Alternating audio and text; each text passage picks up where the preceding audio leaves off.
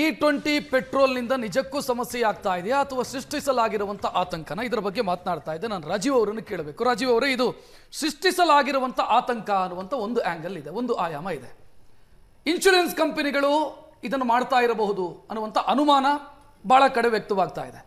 ಯಾಕೆಂತಂದರೆ engine protection ಅಂತ ಒಂದು ಆ್ಯಡ್ ಆನು, ಕೀ ಪ್ರೊಟೆಕ್ಷನ್ ಅಂತ ಒಂದು ಆ್ಯಡ್ ಆನು, ನೆಕ್ಸ್ಟ್ ಈಗ E20 ಪ್ರೊಟೆಕ್ಷನ್ ಅಂತ ಮತ್ತೊಂದು ಆ್ಯಡ್ ಆನು, ಮತ್ತೊಂದು ₹3,000 ₹4,000 ಜಾಸ್ತಿ ತಗೊಳ್ಳೋದಕ್ಕೆ. ಈ ರೀತಿಯ ಪ್ಲಾನು, ಇದರ ಹಿಂದೆ ದೊಡ್ಡ ಲಾಬಿ ಇದೆ. ಈ ಆತಂಕವನ್ನು ಸೃಷ್ಟಿಸಲಾಗಿದೆ ಅಂತ.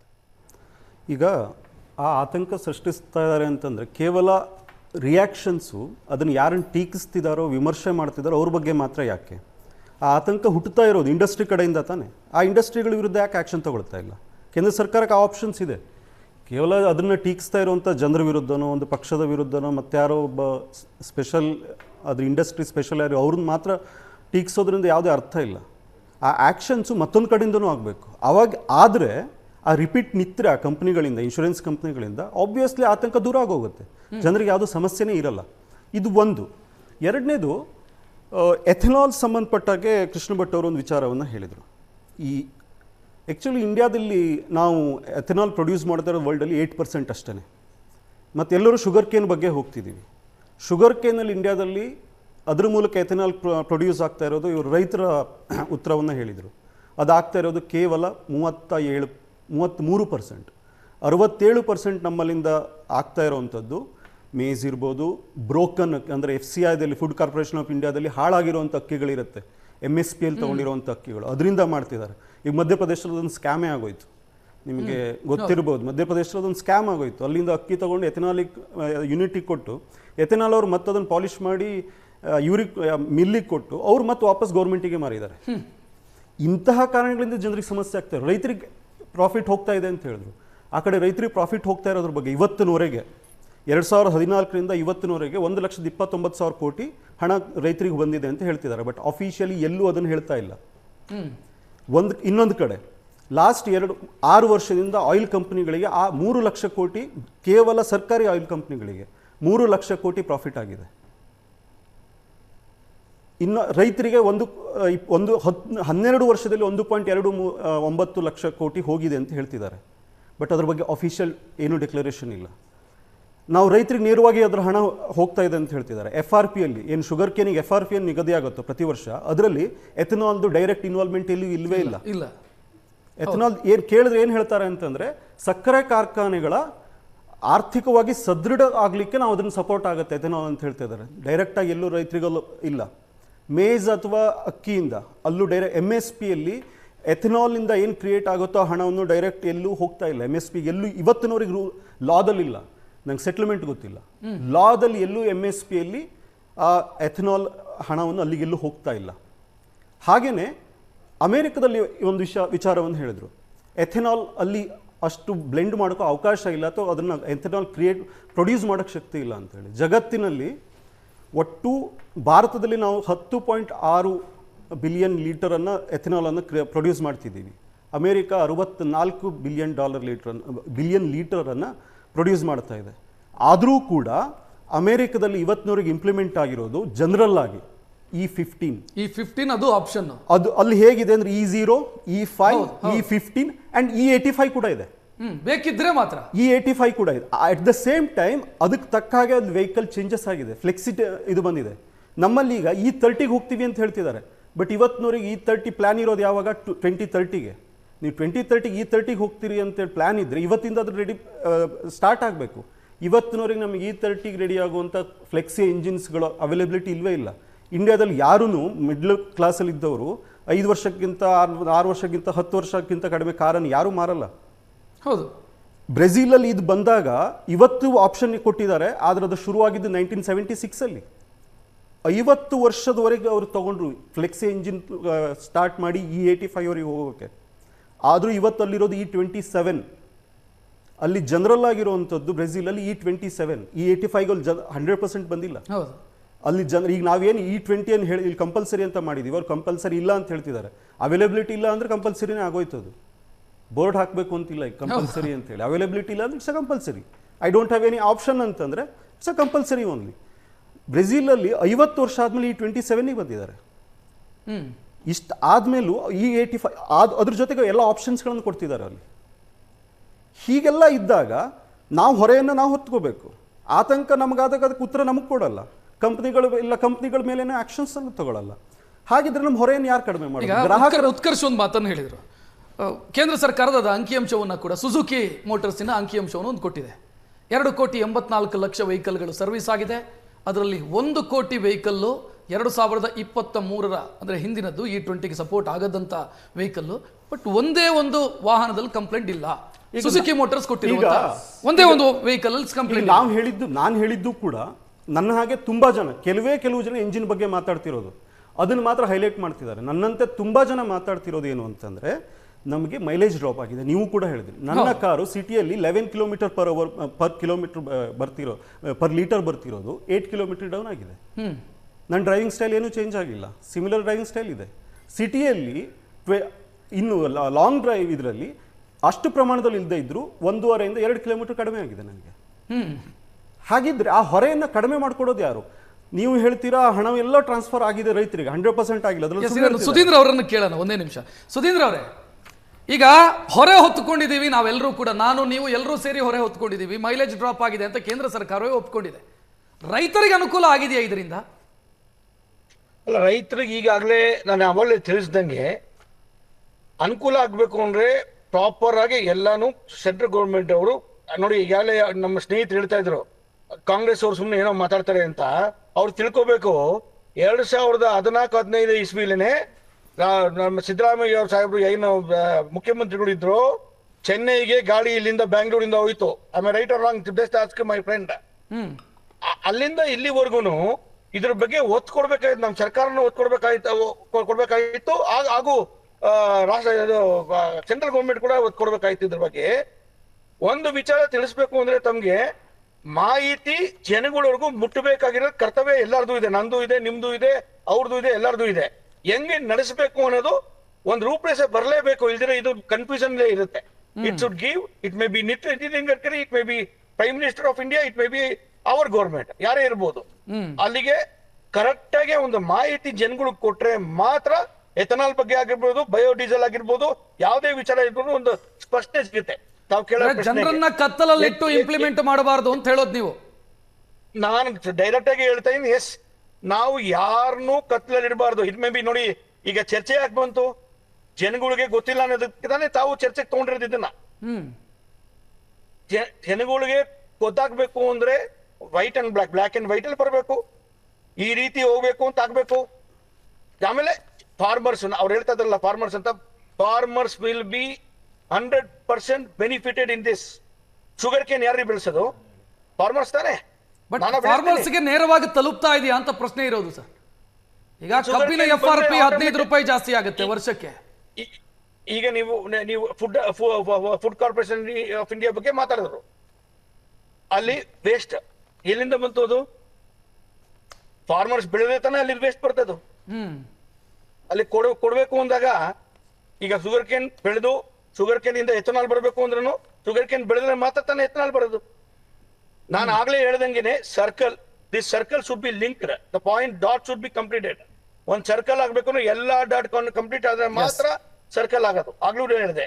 ಸೊ ನನ್ನ ಪ್ರಕಾರ ರಾಷ್ಟ್ರ ಮಟ್ಟದಲ್ಲಿ, ರಾಜ್ಯ ಮಟ್ಟದಲ್ಲಿ ಜನಗಳಿಗೆ ಒಂದು ತಿಳಿಸಿದ ಮೇಲೆನೆ ಈ ಗಾಡಿಗಳಾಗ್ಲಿ ಇನ್ನೊಂದಾಗ್ಲಿ ಯೂಸ್ ಮಾಡ್ಬೇಕು ಅಂತ ಹೇಳೋದು. ಯಾಕೆಂದ್ರೆ ಈಗ P100 ಬಗ್ಗೆ ಮಾತಾಡ್ಬೇಕು ಅಂದ್ರೆ I am very clear. As a biodiesel, my ಇದು ಯಾವುದು GK ವೆಹಿಕಲ್ ನಂದು ಏನ್ ಲ್ಯಾಬ್ ಇದೆ, ಲ್ಯಾಬ್ ಅಲ್ಲೇ ನಾನು ಪರೀಕ್ಷೆ ಮಾಡಿಸಿ ನಮ್ಮ ಟ್ರಾಕ್ಟರ್ಗಳಿಗೆ ಯೂಸ್ ಮಾಡಿಸಿದ್ದೀನಿ. I am very clear about that. It can be used, problem ಆಗ್ತಾ ಇಲ್ಲ. ಎಥನಾಲ್ ಬಗ್ಗೆ ಈಗಾಗಲೇ ಏನು ನಿತಿನ್ ಗಡ್ಕರಿ ಅವರು ಹೇಳಿದ್ದಾರೆ, ಇದರ ಬಗ್ಗೆ ಈ ತರ 3 ಕಿಲೋಮೀಟರ್ ಕಮ್ಮಿ ಆಗಿರೋದು. ಸೊ ವಿ ಹ್ಯಾವ್ ಟು ಅದನ್ನ ನೋಡ್ಕೊಂಡೇ ಮಾಡಬೇಕು ಅನ್ನೋದು ನಂದು ಒಂದು ಅಭಿಪ್ರಾಯ ಇದೆ. Yes, thank you sir. Debate ಅಲ್ಲಿ ಭಾಗವಹಿಸಿದ್ದಕ್ಕೆ ನಾನು ಉತ್ಕರ್ಷರು ಕೇಳಬೇಕು. ರಾಜೀವ್ ಅವರು ಪ್ರಸ್ತಾಪ ಮಾಡಿದ್ರು, ರೈತರಿಗೆ ನೀವು ಹೇಳಿದ್ರಿ ರೈತರಿಗೆ ಸಿಗ್ತಾ ಇದೆ ಅಂತ. FRP ಎಷ್ಟು ಜಾಸ್ತಿ ಆಗುತ್ತೆ ಸರ್ ವರ್ಷಕ್ಕೆ? FRP ಹೆಚ್ಚಿಸಿ ಅಂತ ಕಬ್ಬು ಬೆಳೆಗಾರರು ಪ್ರತಿಭಟನೆ ಮಾಡ್ತಾನೆ ಇದ್ದಾರೆ. ಬೈ ಪ್ರಾಡಕ್ಟ್ ನ ಲಾಭ ಕೊಡಿ ಅಂತ ಕೇಳಿದ್ರೆ ಇಲ್ಲಿ ತನಕ ಯಾವುದೇ ಸಕ್ಕರೆ ಕಾರ್ಖಾನೆಯ ಮಾಲೀಕ ಕೊಟ್ಟಿಲ್ಲ. ನೀವು ರೈತರ ಹಿತದೃಷ್ಟಿ ಅಂತ ಹೇಳ್ತಾ ಇದ್ರಿ, ಯಾರೋ ದುಡ್ಡು ಮಾಡ್ಕೊಳ್ತಾ ಇದ್ದಾರೆ. ನಾವೆಲ್ಲರೂ ಬಲಿಪಶುಗಳಾಗ್ತಾ ಇದೀವಿ. ನಾವು, ರಾಜೀವ್, ಕೃಷ್ಣ ಭಟ್ರು ಎಲ್ಲರೂ ಬಲಿಪಶುಗಳಾಗ್ತಾ ಇದೀವಿ, ಇನ್ಕ್ಲೂಡಿಂಗ್ ರೈತರು.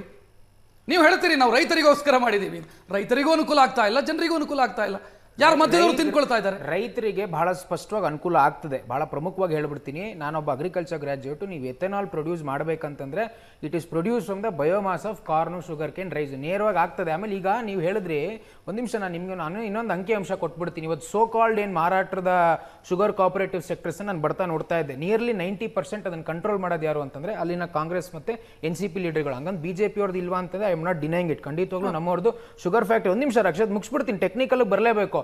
90% ಅವರೇ ಕಂಟ್ರೋಲ್ ಮಾಡ್ತಾ ಇದ್ದಾರೆ, ಅವರೇ ಕಂಟ್ರೋಲ್ ಇರ್ತಕ್ಕಂಥದ್ದು. ಹಾಗಾದ್ರೆ ಮಾತಾಡ್ಬೇಕಲ್ವಾ ಇದು ತಪ್ಪು ಅಂತ? ನೋಡಿ, ಶುಗರ್ ಫ್ಯಾಕ್ಟ್ರಿಗೆ ಯಾವ ರೀತಿ ಲಾಭ ಆಗ್ತದೆ ಅದೇ ರೀತಿ ರೈತರು ಕೂಡ ಲಾಭ ಆಗಿದೆ. ಉತ್ತರ ಪ್ರದೇಶ ಮತ್ತು ಬಿಹಾರದಲ್ಲಿ ಈಗ ನೋಡಿ, ನೀವು ಹೇಳಿದ್ರಿ ಕಬ್ಬು ಖರೀದಿ ಮಾಡೋದು FRP, ಎಥೆನಾಲ್ ಬ್ಲೆಂಡೆಡ್ ಪೆಟ್ರೋಲ್ ಕಬ್ಬು ಖರೀದಿ ಮಾಡೋದು FRP ಮೇಲೆ. FRP ಕೇಂದ್ರ ಸರ್ಕಾರ ನಿಗದಿ ಮಾಡುತ್ತೆ. ವರ್ಷಕ್ಕೆ 50 ರೂಪಾಯಿನೋ ಜಾಸ್ತಿ ಆಗುತ್ತೆ ನನಗೆ ಗೊತ್ತಿರೋ ಹಾಗೆ. ಪ್ರತಿ ವರ್ಷ ಪ್ರಧಾನಿ ನರೇಂದ್ರ ಮೋದಿ ಅವರ ಸಮಿತಿನೇ FRP ನಿಗದಿ ಮಾಡುತ್ತೆ. ಕಬ್ಬು ಖರೀದಿ ಮಾಡ್ತೀರಿ, ಬೈ ಪ್ರಾಡಕ್ಟ್ ನ ಲಾಭ ಕೊಡಿ ಅಂತ ಹೇಳಲಾಗಿದೆ. ಇಲ್ಲಿ ತನಕ ಯಾವ ಸಕ್ಕರೆ ಕಾರ್ಖಾನೆ ಬೈ ಪ್ರಾಡಕ್ಟ್ ನ ಲಾಭವನ್ನು ರೈತನಿಗೆ ರಕ್ಷತ್, ಈಗ ಏನ್ E20 ಪೆಟ್ರೋಲ್ ಯೋಜನೆ ತಂದಿದೀವಿ, ಇದರ ಪ್ರೊಡಕ್ಷನ್ ಮತ್ತೆ ಕನ್ಸಂಪ್ಷನ್ ಜಾಸ್ತಿ ಆಗ್ತಾ ಹೋದಂಗೆ ಖಂಡಿತವಾಗ್ಲೂ ಮುಂದಿನ ದಿನಗಳಲ್ಲಿ ಮಾಡ್ತೀವಿ. ಡಿಪೆಂಡೆನ್ಸಿ ಜಾಸ್ತಿ ಆಗುತ್ತಲ್ಲ. ಈಗ ಹೊಸದಾಗಿ ಯೋಜನೆ ತಂದಿರೋಂತ ನೀವು ಈಗಲೇ ಇಲ್ಲ ಅಂತಂದ್ರೆ ಮತ್ತೆ ಈಗ ನೋಡಿ ಇದನ್ನ ಆತಂಕವನ್ನ ಸಮಾಜದಲ್ಲಿ ಸೃಷ್ಟಿ ಮಾಡುವಂತ ಕೆಲಸವನ್ನ ಕಾಂಗ್ರೆಸ್ನವರು ಮಾಡ್ತಾ ಇದ್ದಾರೆ. ಆಮೇಲೆ ಒಂದಷ್ಟು ಕಾಂಗ್ರೆಸ್ ಅವರನ್ನ ಬಿಟ್ಬಿಡಿ. ಅಟ್ಲೀಸ್ಟ್ ಲಾಭ ಜನರಿಗಾಗಬೇಕು, ರೈತರಿಗಾಗಬೇಕು. ಯಾರಿಗೂ ಆಗ್ತಾ ಇಲ್ಲ, ಯಾರಿಗೂ ಲಾಭ. ಹಾಗಾದ್ರೆ ನೀವು ಹೇಳಿದ್ರಲ್ಲ, ಒಂದ್ ನಿಮಿಷ ಕೇಳಿ, ನೀವು ಹೇಳಿದ್ರಿ ಸಮಸ್ಯೆ ಆಗ್ತಿದೆ ಅಂತ. ಹಾಗಾದ್ರೆ ಮಹೀಂದ್ರಾ ಕಂಪ್ನಿ, ಟಾಟಾ, ಮಾರುತಿ ಸುಜುಕಿ ಅವರು, ನಮ್ಮ ಟೊಯೋಟಾ ಕಂಪನಿ ಎಕ್ಸ್ಪರ್ಟ್ಸ್, ಹಾಗಾದ್ರೆ ಅವ್ರಿಗೆ ಯಾವುದೇ ರೀತಿಯ ಎಕ್ಸ್ಪರ್ಟ್ ಲಾಜಿಕಲ್ ಒಪ್ಕೊಂಡಿದ್ದೀರಲ್ಲ sir? Mileage drop there may be various factors for mileage drop. ನೀವು ಬರೀ E20 ಅಂತಾನೆ ಹೇಗೆ ಹೇಳ್ತೀರಿ? ಇನ್ನ ನಾವು E20 ಇಂಪ್ಲಿಮೆಂಟೇಷನ್ ಎಷ್ಟಿದೆ? ಏನ್ ಕಂಪ್ಲೀಟ್ ಇಡೀ ದೇಶದಲ್ಲಿರುವಂತ ಈಗ ಖಂಡಿತವಾಗ್ಲು ಈ ಹೊಸ ಯೋಜನೆ ಅಂತ ಅಂದಾಗ ಮಾಡ್ಬೇಕಂತಾನೆ ಮಾಡ್ತಿರುವಂತದ್ದು E20. ಯಾಕಂದ್ರೆ ಏಪ್ರಿಲ್ 2026ರಿಂದ 100% ಇಂಪ್ಲಿಮೆಂಟ್ ಆಗಿದೆ ದೇಶದಲ್ಲಿ. ಖಂಡಿತವಾಗ್ಲು ನೋಡಿ, ಇಂಪ್ಲಿಮೆಂಟ್ ಆಗ್ಬೇಕು ಅನ್ನೋ ಕಾರಣಕ್ಕೆ ಇದನ್ನ ತಂದಿರೋದು. ಆದ್ರೆ ಸುಳ್ಳು ವಿಚಾರಗಳನ್ನ ಹೇಳುವಂತದ್ದು ಸರಿಯಲ್ಲ. ಯಾವುದೇ ಯೋಜನೆಗಳನ್ನ ತಂದಾಗ ಅದ್ರ ಫಾರು ಇರುತ್ತೆ, ಅದ್ರ ಒಂದು ರೀತಿಯ ವಿರೋಧಗಳು ಇದ್ದೇ ಇರುತ್ತೆ. ಲಾಭ ಖಂಡಿತವಾಗ್ಲು ಲಾಭ ಈ ದೇಶದ ನಾಗರಿಕರಿಗಾಗುತ್ತೆ, ಈ ದೇಶದ ರೈತರಿಗಾಗುತ್ತೆ. ನಾನು ಹೇಳದ್ನಲ್ಲ, ಯಾವ ರೀತಿ ಎಥೆನಾಲ್ ಪ್ರೊಡಕ್ಷನ್ ಆದ್ರೆ ರೈತರಿಗೆ ಲಾಭ ಆಗ್ತದೆ. ಮತ್ತೆ E20 ಇಂದ ನೋಡಿ, ನಾನು ಯಾಕಂದ್ರೆ ಮೋಟಾರ್ ಸೈಕಲ್ ಕಂಪನಿ ಎಕ್ಸ್ಪರ್ಟ್ ಗಳಿಗಿಂತ ನಾವೇನು ಎಕ್ಸ್ಪರ್ಟ್ ಗಳಲ್ಲ. ಯಾಕಂದ್ರೆ ಅವ್ರು ಆಟೋಮೋಟಿವ್ ಸೆಕ್ಟರ್ ಅಲ್ಲೇ ಇರ್ತಾರೆ. ಅವರೇ ಹೇಳಿದಾರಲ್ರಿ, ಎರಡೆರಡು ನಿತಿನ್ ಗಡ್ಕರಿ ಅವರು, ನಿತಿನ್ ಗಡ್ಕರಿ ಅವರು very clear. Correct. Suzuki motors ಹೇಳಿತು, ಹೀರೋ ಮಹೀಂದ್ರಾ ಹೇಳಿದ್ದಾರೆ, ಟೊಯೋಟಾ ಹೇಳಿದ್ದಾರೆ, ಟೊಯೋಟಾ ಹೇಳಿತು ಅಂತ ಅನ್ಕೊಳ್ಳೋಣ. ಓಕೆ, ಮೈಲೇಜ್ ಡ್ರಾಪ್ ಆಗಿದೆ ಅನ್ನೋದನ್ನ ನೀವು ಒಪ್ಕೊಂಡಿದ್ದೀರಿ ತಾನೆ? ನೋಡಿ, ಮೈಲೇಜ್ ಡ್ರಾಪ್ ಆಗಿರ್ತಕ್ಕಂಥದ್ದನ್ನ ಅದನ್ನ ಯಾವ ರೀತಿ ಒಪ್ಕೊಂಡಿದ್ದೀರಿ ತಾನೆ? ಮಾಡ್ತಾರೆ. ಲಾಭ ಯಾರಿಗಾಗ್ತಿದೆ ಅಂತ ಪ್ರಶ್ನೆ ಅಲ್ವಾ ಸರ್? ಅಲ್ಲ, ಒಂದ್ ನಿಮಿಷ. ನಿತಿನ್ ಗಡ್ಕರಿ ಅವರು ಬಹಳ ಸ್ಪಷ್ಟವಾಗಿ ಹೇಳಿದ್ದಾರೆ, ಯಾವುದೇ ಆ ರೀತಿಯ ಸಮಸ್ಯೆ ಕಂಡು ಬಂದಲ್ಲಿ ನೇರವಾಗಿ ನನ್ನ ಹತ್ರ ಬನ್ನಿ ಅಂತ ಹೇಳಿದ್ರು. ತೆಗೆದುಕೊಂಡು ಹೋಗಿ ಪತ್ರ ಬರಿಬಹುದಲ್ವಾ? ನಿತಿನ್ ಹೇಳಕ್ಕಾಗಲ್ಲ. ಇಂಡಸ್ಟ್ರಿಗೆ ಸಂಬಂಧಪಟ್ಟಾಗಿ ಇವರು ಅವಾಗಿಂದ ಈಗ ಬೆಂಗಳೂರು, ಡೆಲ್ಲಿಯಲ್ಲಿ ಆಗಿರೋ ಪ್ರೆಸ್ ಕಾನ್ಫರೆನ್ಸ್ ಇಟ್ಟುಕೊಂಡು ಹೇಳ್ತಿದ್ದಾರೆ. ನಾವು ಇವನ್ ಕೃಷ್ಣ ಭಟ್ರು ಅವರು ಅದನ್ನೇ ಹೇಳಿದ್ರು, ನಾವು ಕೇಳ್ತಾ ಇರೋದು ಅದನ್ನೇ. ನೀವೇನು ಪ್ರೆಸ್ ಕಾನ್ಫರೆನ್ಸಲ್ಲಿ ಹೇಳ್ತಿದ್ದೀರೋ, ನಮ್ಮ ಹತ್ರ ಆಲ್ರೆಡಿ ಒಂದು ಮ್ಯಾನ್ಯುವಲ್ ಇದೆ, ಅದರಲ್ಲಿ ಇನ್ಸ್ಟ್ರಕ್ಷನ್ಸ್ ಇದೆ. ಇದನ್ನು ಡೈರೆಕ್ಟಾಗಿ ಎಲ್ಲ ನಾವು ಲಕ್ಷಗಟ್ಟಲೆ ಕೊಟ್ಟು ಕಾರ್ ತೊಗೊಂಡಿದ್ದೀವಿ ತಾನೆ, ಬೈಕು ಕಾರನ್ನೆಲ್ಲವನ್ನು ತೊಗೊಂಡಿದ್ದೀವಿ ತಾನೆ. ನಮ್ಗೆ ಆ ಮ್ಯಾನ್ಯುವಲನ್ನು ಅಪ್ಡೇಟ್ ಮಾಡಿಕೊಡಿ, ಡಿಜಿಟಲ್ ಫಾರ್ಮೆಟಲ್ಲೇ ಕೊಡಿ. ನಮಗೇನು ಇನ್ಸ್ಟ್ರಕ್ಷನ್, ನಾವು ಏನು ಫಾಲೋ ಮಾಡಬೇಕು. ಓಕೆ, ಎಂಜಿನ್ ಹಾಳಾಗುತ್ತೆ ಅನ್ನೋದು ಕನ್ಸರ್ನ್ ಇರೋದು ಕೆಲವ್ರದ್ದು ಮಾತ್ರ. ಅದ್ರ ಬಗ್ಗೆ ನಮ್ಗೆ ಯಾರಿಗೂ ಮಾಹಿತಿ ಇಲ್ಲ. ಅದೀಗ ಗೊತ್ತಿರೋಂಥದ್ದು ARAIನ ರಿಪೋರ್ಟಲ್ಲಿ ಮಾತ್ರ ಇರೋದು. ಅದು ಏನು ಎಕ್ಸಾಕ್ಟ್ ಏನಾಗುತ್ತೆ ಅನ್ನೋದು ಅದು ಪಬ್ಲಿಕ್ ಡೊಮೇನಲ್ಲಿ ಇಲ್ಲ. ಸೋರ್ಸ್ ಆಧರಿಸಿ ಕೆಲವು ಮಾಧ್ಯಮಗಳಲ್ಲಿ ವರದಿ ಆಗ್ತಿದೆ. ಬೇಕಾಗಿರೋಂಥದ್ದೇನು, ನನ್ನ ವೆಹಿಕಲ್ಲಿನ ಕೆಲವು ಪಾರ್ಟ್ಸ್ಗಳಿಗೆ ಸಮಸ್ಯೆ ಆಗುತ್ತೆ ಅನ್ನೋದು ಇವತ್ತು ತುಂಬ ಕಡೆ ವರದಿಗಳಿದೆ. ಇವನ್ ಎಕ್ಸ್ಪರ್ಟ್ಸ್ಗಳು ಕೂಡ ಹೇಳ್ತಿದ್ದಾರೆ, ಎಂಜಿನ್ ಅಲ್ಲ, ಪಾರ್ಟ್ಸ್ಗಳಿಗೆ ಕೆಲವು ರಬ್ಬರ್ಸ್ಗಳ ಪಾರ್ಟ್ಗಳಿರ್ಬೋದು, ಅದನ್ನು ರಿಪ್ಲೇಸ್ ಮಾಡಬೇಕು ಅಂತ. ಆ ಇನ್ಸ್ಟ್ರಕ್ಷನ್ಸ್ಗಳನ್ನು ಕೊಡಿ, ನಮ್ಮ ಮ್ಯಾನ್ಯುವಲನ್ನು ಅಪ್ಡೇಟ್ ಮಾಡಿಕೊಡಿ, ಆ ಇನ್ಸ್ಟ್ರಕ್ಷನ್ಸನ್ನು ಕೊಡಿ. ಹಾಗೆ ಕೇಳಿದ ತಕ್ಷಣ ಗಡ್ಕರಿ ಅವರು ಹೇಳ್ಬಿಟ್ಟಿದ್ದಾರೆ ಏನಾದ್ರು ಮಾಹಿತಿ. ಗಡ್ಕರಿ ಯಾವತ್ತೂ ಒಂದೇ ವಿಷಯದ ಬಗ್ಗೆ ಹೇಳ್ತಿದ್ದಾರೆ, ಎಂಜಿನ್ ಬಗ್ಗೆ. ಜನ ಆತಂಕ ಪಡ್ತಾ ಇರೋದು ಎಂಜಿನ್ ಬಗ್ಗೆ, ಕೇವಲ ಎಂಜಿನ್ ಬಗ್ಗೆ ಮಾತ್ರ ಅಲ್ಲ, ಉಳಿದಿರೋ ವಿಚಾರಗಳು ಮಾತ್ರ. ಆ ವಿಚಾರಗಳ ಬಗ್ಗೆ ಅವ್ರು ಯಾರು ಮಾತಾಡ್ತಾರೆ? ಕೃಷ್ಣ ಭಟ್ರೆ, ಈಗ ತಾವು ಆಗ್ಲೇ ಹೇಳಿದ್ರಿ, ನೀವು 2023 ಹಿಂದೆ ಖರೀದಿ ಮಾಡಿದಂತ ವಾಹನ ಅಂತ ಆದ್ರೆ ಅದರಲ್ಲಿ ಇರುತ್ತೆ E20ಗೆ ಇದು E10ಗೆ ಇದು ಸಪೋರ್ಟ್ ಮಾಡುತ್ತೆ. ಸೊ ಒಂದ್ ಸ್ವಲ್ಪ ನೀವು ಹೋದ್ರೆ E20 E15 ವರೆಗೂ ಕೂಡ ಹೋಗೋದಕ್ಕೆ ಅವಕಾಶ ಇರಬಹುದು ಅಂತ ಹೇಳಿದ್ರಿ. ಅದನ್ನು ಉತ್ಪಾದನೆ ಮಾಡುವಾಗಲೇ ಆ ರೀತಿ ಡಿಸೈನ್ ಆಗಿರುತ್ತೆ.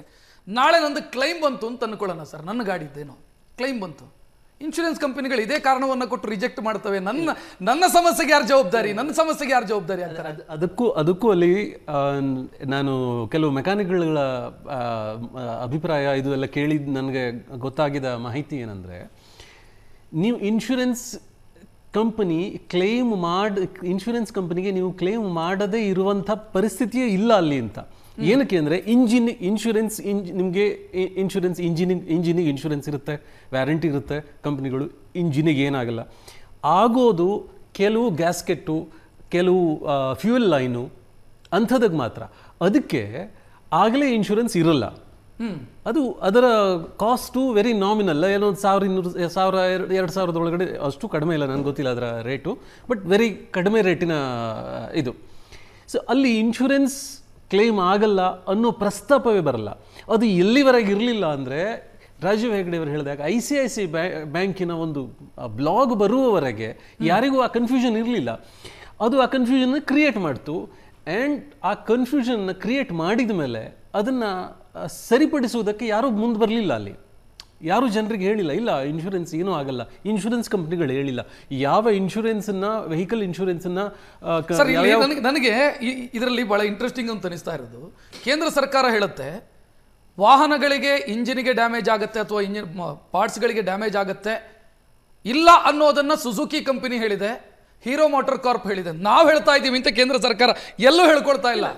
ಕೇಂದ್ರ ಸರ್ಕಾರ ಹೇಳ್ತಾ ಇಲ್ಲ ಇದನ್ನು. ಕೇಂದ್ರ ಸರ್ಕಾರ ಹೇಳಕ್ಕಾಗಲ್ಲ, ಏನಕ್ಕೆ ಕೇಂದ್ರ ಸರ್ಕಾರ ನಮಗೆ ಅದನ್ನೂ ಕೂಡ ಆ ಕಂಪ್ನಿಗಳು ಕೂಡ ಪ್ರೆಸ್ ಕಾನ್ಫರೆನ್ಸ್ ಅಲ್ಲಿ ಹೇಳ್ತಿದೆ. ಆ ಪ್ರೆಸ್ ಕಾನ್ಫರೆನ್ಸ್ ಲೀಗಲ್ ಡಾಕ್ಯುಮೆಂಟ್ ಆಗಲ್ಲ.